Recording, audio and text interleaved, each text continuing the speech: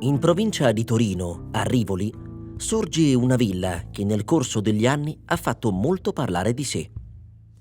Villa Melano affascina turisti e abitanti del posto per il suo aspetto lugubre e misterioso, attrazione per adolescenti dove si può mettere a dura prova il proprio coraggio.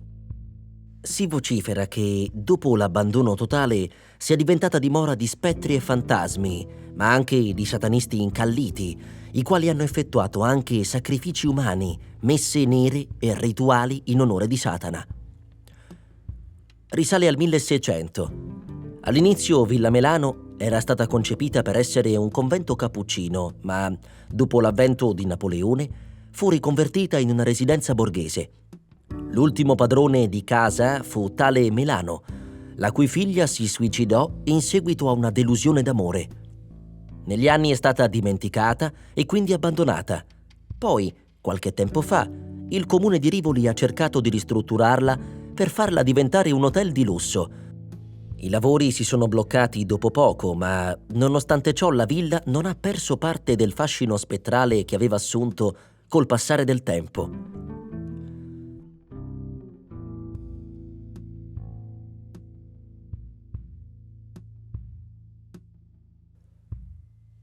La famiglia Melano è stata un'importante famiglia aristocratica e benefattrice torinese per oltre un secolo.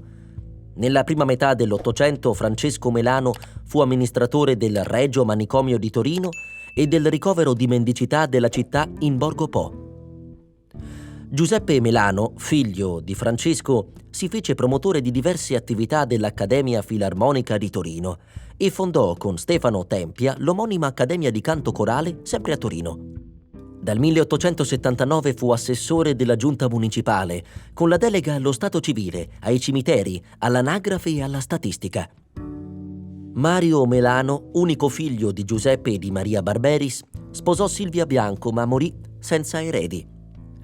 Nel 1934 la vedova donò alla curia torinese una parte delle sue proprietà terriere sulla collina di Rivoli per far costruire il nuovo seminario metropolitano di Torino. Edificata agli inizi del 1600 al di fuori della cinta muraria medioevale come convento cappuccino su terreni ducali, fu strettamente collegata con le vicissitudini del vicino castello di Rivoli, con il quale aveva diretta comunicazione. Agli inizi del 1800, con la soppressione degli ordini religiosi durante l'epoca napoleonica, la costruzione divenne proprietà del signor Antonio Caire. Acquisita successivamente dal conte Garetti di Ferrere, divenne a metà del XIX secolo proprietà della famiglia Melano. Questa famiglia realizzò complessi lavori di ristrutturazione che trasformarono in modo radicale il vecchio convento e l'abbattimento della chiesa consentì la modellazione dei giardini.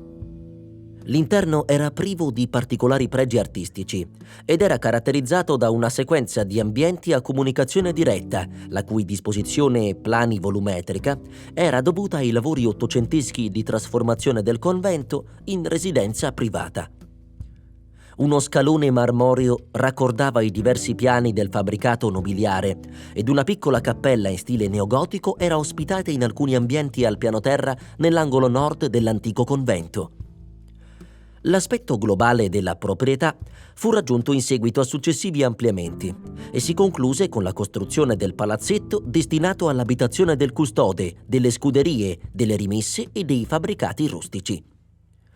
Parco e giardino circoscrivono l'edificio principale con un imponente complesso di contrafforti che raccordano artificialmente i diversi livelli dei giardini, dal susseguirsi di aiuole, fontane, finte grotte e collegati da passaggi coperti che sbucano in ampi terrazzi da dove lo sguardo abbraccia la pianura. Nel corso degli anni, Villa Melano ha subito vicende travagliate. Nel 2004 fu costituita la società Villa Melano SpA, con l'obiettivo di recuperare e valorizzare il complesso immobiliare.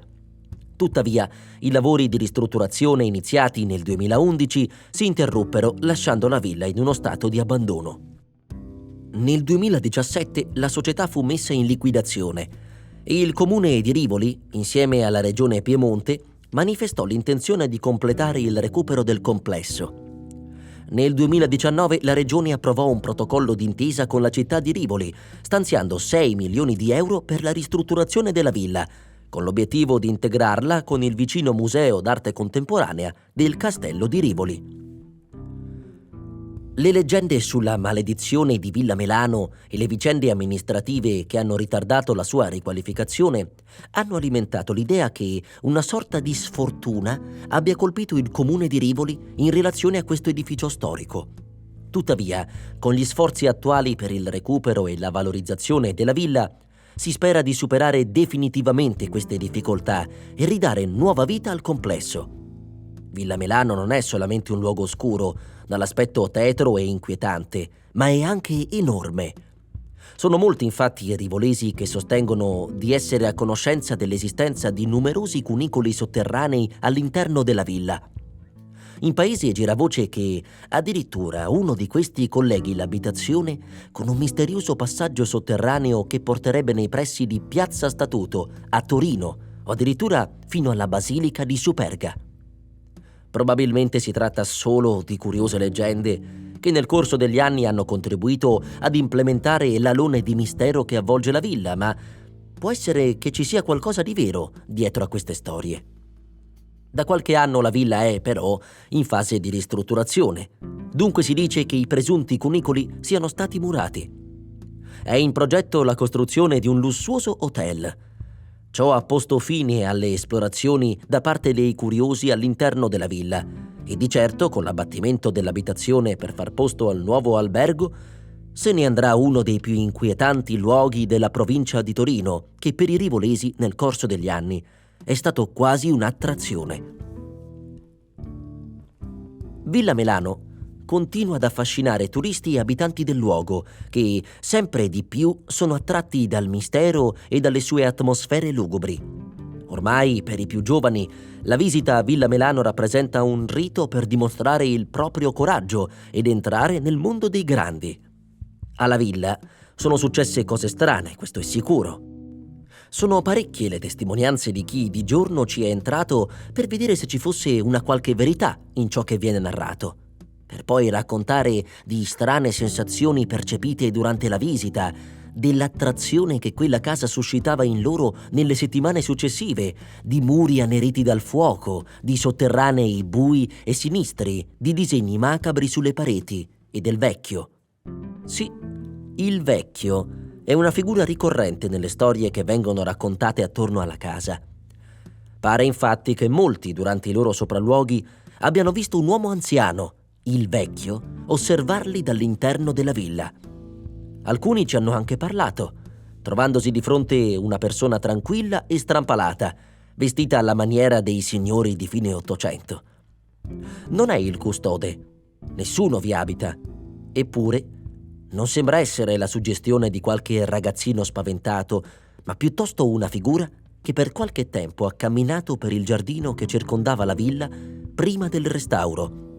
Una figura inquietante, se si pensa alle storie che fanno da contorno a questa villa, fatte di messe nere, riti satanici e morti violente. Sono stati ritrovati resti di animali bruciati nelle stanze semi-arredate del rudere, assieme a sedie disposte a cerchio con al centro stelle a 5 punte, scritte in rosso inneggianti a Satana, e disegni dell'orrore, come quello della sagoma di un bambino morto impiccato. Lo scantinato, in cui pochi hanno avuto il coraggio di scendere, nasconde segreti inquietanti fatti di sussurri e impronte sui muri, che forse altro non sono che suggestioni date dalla paura. Anche lì, però, sono più di qualche ragazzino coloro che raccontano di esserci stati e di aver visto le impronte e respirato l'aria umida di cui il seminterrato è intriso. Da una stanza all'altra si succedono scenari inquietanti e affreschi seicenteschi, come in un museo dell'orrore, come se quel convento si fosse trasformato in una chiesa di Satana. Forse sono solo superstizioni, leggende metropolitane nate dalla noia di qualche abitante di Rivoli. In fondo le messe sataniche sono così distanti da noi da non sembrarci neanche reali.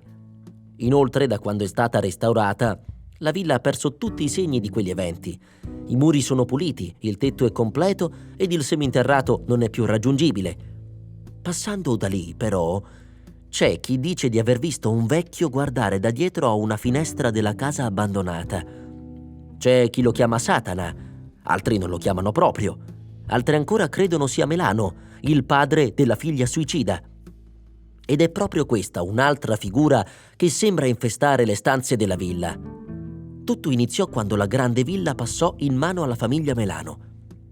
La figlia quattordicenne, una bellissima ragazza, venne promessa in sposa ad un nobile che non aveva mai neanche visto. Ma lei voleva vivere la sua vita e decidere per sé. Il suo cuore era già destinato ad un'altra persona. Il giovane inserviente della casa, poco più grande di lei, l'aspettava tutte le notti nel boschetto adiacente alla villa. La loro storia proseguì per alcuni mesi finché lei non scoprì di essere incinta.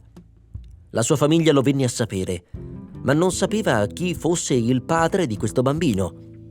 Il neonato nacque sano e venne cresciuto dalla famiglia di lei ben nascosto tra le mura della villa. Nel frattempo, lei, a malincuore, fu costretta a sposare questo nobile e a trasferirsi nella sua casa. Del padre del bambino non si sa più molto dopo la nascita del figlio, ma si suppone che abbia continuato a prestare servizio a Villa Melano per tenere d'occhio il bambino. Gli anni passarono e il bambino, giunto all'età di circa 7 anni, era troppo grande ormai per essere tenuto nascosto. La famiglia pensò di darlo in adozione, ma il rischio delle voci di paese era troppo alto. Decisero allora di sbarazzarsi del piccolo impiccandolo nella torre della villa e abbandonando poi il corpicino appeso al cappio. La ragazza, ormai 21enne, fece ritorno alla casa dei genitori per una visita e, non vista, salì nella torre dove trovò il corpo di suo figlio. Impazzì di dolore e si lanciò dalla finestra. Il padre del bambino, che nonostante fosse stato allontanato dalla villa, viveva in una piccola casetta vicino al boschetto, sentì le urla della ragazza e si precipitò nella torre dove trovò il suo grande amore morto, insieme al suo bambino. La storia si conclude così. Da quel momento si perdono le tracce della storia dei Melano, ma alcune voci in paese raccontano che questo inserviente sterminò tutta la famiglia Melano. Questo spiegherebbe il motivo per cui si perde ogni traccia della famiglia. Non si sa se la ragazza abbia avuto figli da questo nobile, non si sa nulla dopo quel giorno. Da allora si dice che la sua povera anima vaghi senza pace tra le mura della reggia. Ma la nostra storia non finisce qui. Esiste un'altra leggenda che, per quanto non sembri completamente veritiera, la citiamo comunque per completezza sui misteri di Villa Melano. Durante la Seconda Guerra Mondiale, alcuni ufficiali nazisti fecero di questa villa un laboratorio in cui si sperimentavano medicinali. Alla fine della guerra vennero ritrovate nella villa apparecchiature mediche di ogni sorta e anche resti di ossa, fra cui quelle di neonati. Ancora oggi c'è chi dice che in quella casa si possano sentire le urla straziate delle persone che hanno sofferto in quel luogo. Recentemente sono stati avviati interventi di recupero e valorizzazione della villa. Il progetto prevede il restauro architettonico, il consolidamento strutturale e l'adeguamento impiantistico degli edifici, con l'obiettivo di ospitare spazi a supporto del vicino Museo d'Arte Contemporanea del Castello di Rivoli, tra cui alloggi, uffici e aule per la didattica. La palazzina svizzera sarà destinata all'ospitalità e alla custodia del complesso, oltre a ospitare eventi connessi al museo. Questi interventi seguono criteri di sostenibilità basati sul protocollo GBC Historic Building e sui criteri ambientali minimi per l'edilizia pubblica, mirati anche al miglioramento delle prestazioni energetiche dell'edificio.